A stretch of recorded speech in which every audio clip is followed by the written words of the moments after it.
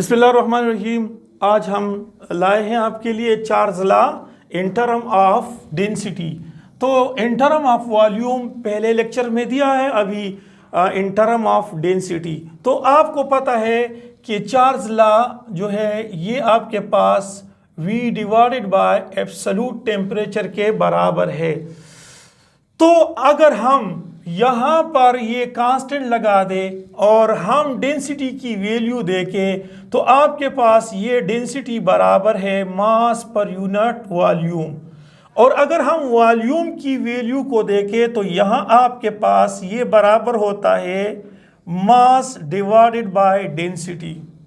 अब अगर हम इस इक्वेशन में इसकी वैल्यू पुट कर दें, इसकी वैल्यू अगर पुट कर दे तो आपके पास बन जाएगा क्या, m डिवाइडेड बाय d, और ये आपके पास t आ जाएगा और ये चार्ल्स लॉ कांस्टेंट है। अब देखिए, अगर मैं आपको बता दूं कि चार्ल्स लॉ में मास भी कांस्टेंट होता है, चार्ल्स लॉ में मास भी कांस्टेंट होता है। देखिए ये मास जो है ये कांस्टेंट होता है। तो अगर मैं इसको इस साइड पे लेके आऊं तो 1 डिवाइडेड बाय dt, ये 1 डिवाइडेड बाय dt है और ये k कांस्टेंट, और यहां पर आपके पास ये वाला आ जाएगा। तो अब देखिए इस कांस्टेंट, ये दोनों कांस्टेंट है, इन दोनों कांस्टेंट को मैं हटाता हूं तो यहां पर 1 आएगा, यहां पर 1 आएगा। तो वो देखिए 1 डिवाइडेड बाय dt और 1 डिवाइडेड बाय dt, अगर आप देखें कि 1 डिवाइडेड बाय dt तो यहां आपके पास ये t इस साइड पे आएगा। तो अब देखिए आपके पास टेम्परेचर, इसका मतलब ये है कि अगर आप टेम्परेचर को बढ़ाते हो तो डेंसिटी कम हो जाती है। क्यों?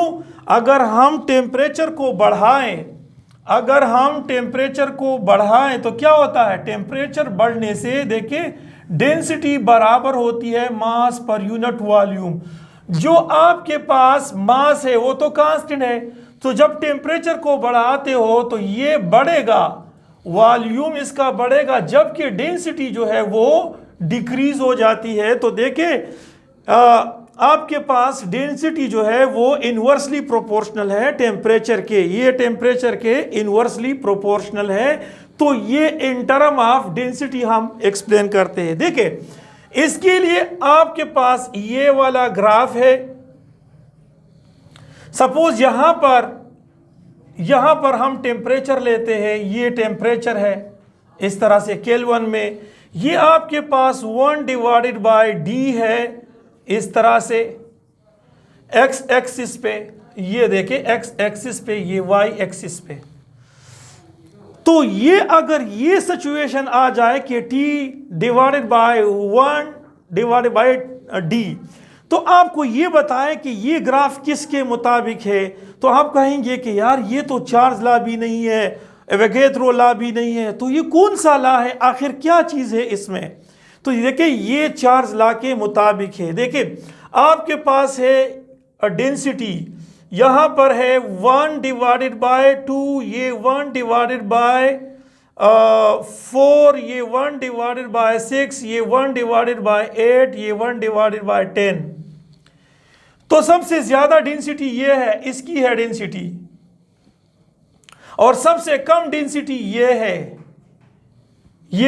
अब देखिए हमारे पास टेम्परेचर, सपोज ये 10 केल्विन है और ये 20 केल्विन है और ये 30 केल्विन और ये 40 है, ये 50 है, वगैरह वगैरह।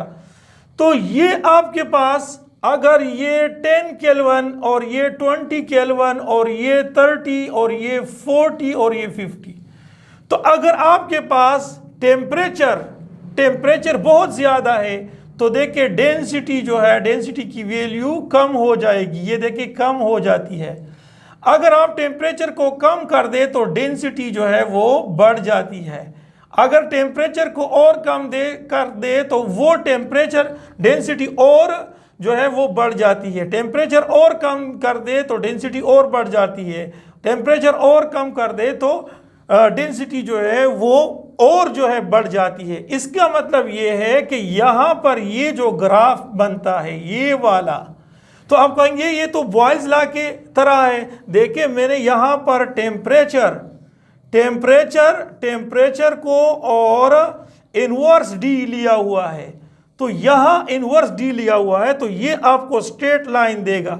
और this is according to the charge law, ये चार्ज लॉ के मुताबिक है। हाँ, अगर हम एक्सप्लेन करना चाहे कि आपके पास है ये टेम्परेचर है या यहाँ पर वॉल्यूम है, यहाँ टेम्परेचर है, तो देख ले आपके पास ये वाला टेम्परेचर इस तरह से। हाँ, बाज़ लोग कहते हैं कि डिनोमिनेटर को आप एक्स एक्सिस पे, इंडिपेंडेंट को आप एक्स एक्सिस पे ले लो और ये डिपेंडेंट को वाई एक्सिस पे ले लो। वो कोई बात नहीं है, दोनों आप ले सकते हैं। देखें, आपके पास है ये वॉल्यूम है, ये आपके पास है टेम्परेचर। तो अगर मैं टेम्परेचर को इंक्रीज कर दूं तो वॉल्यूम साथ इंक्रीज होगा। टेम्परेचर इंक्रीज करने से वॉल्यूम इंक्रीज, टेम्परेचर कम है तो इसका वॉल्यूम ज्यादा है। देखिए ये वाला टेम्परेचर कम है तो इसका वॉल्यूम ज्यादा है। टेम्परेचर अगर कम है तो वॉल्यूम ज्यादा है। अगर टेम्परेचर में बढ़ा दूं, अगर सुन ले, ये एक्सप्लेन करना चाहता हूं। अगर आपके पास टेम्परेचर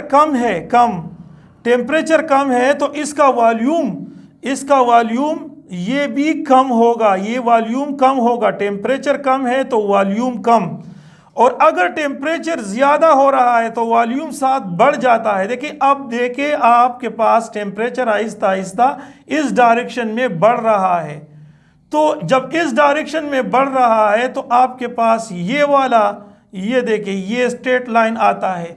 तो ये देखें, ये आपके पास वॉल्यूम और टेम्परेचर के दरमियान में है, जो कि स्ट्रेट लाइन आपको दे रहा है। लेकिन यहाँ पर हमने डेंसिटी का इनवर्स डेंसिटी लिया हुआ है, तो इस वजह से ये आपको ये वाला ग्राफ देगा।